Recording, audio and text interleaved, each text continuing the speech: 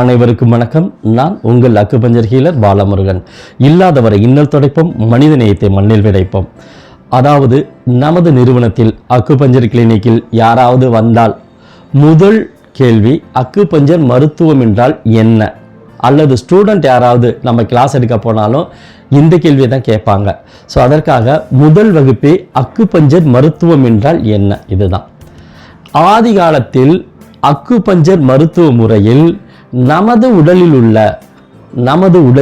உள்ள அனைத்து வலிகளையும் போக்குவதற்காகவும் உடலில் எந்தவிதமான நோய்கள் அண்டாதபடி பார்த்து கொள்வதற்காகவும் அக்குபஞ்சர் ஊசியை வைத்து நமது உடலில் துளையிடுவதன் மூலம் அங்கே நமது நோயினுடைய எதிர்ப்பு சக்தியில் அதிகரிக்கப்பட்டு நம் உடலை நோய் அண்டாதபடி பார்த்து கொள்வதற்காகத்தான் இந்த அக்குபஞ்சர் மருத்துவத்தை கையாண்டனர்.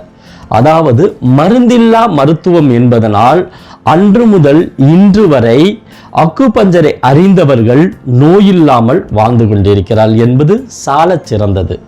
அதாவது இந்த மருத்துவ முறையில் நம்ம எப்படி நோய்களை கையாளுறோம்னா கேட்டறிவோம், பார்த்தறிவோம் அல்லது தொட்டறிவோம், நாடி பார்த்தல்.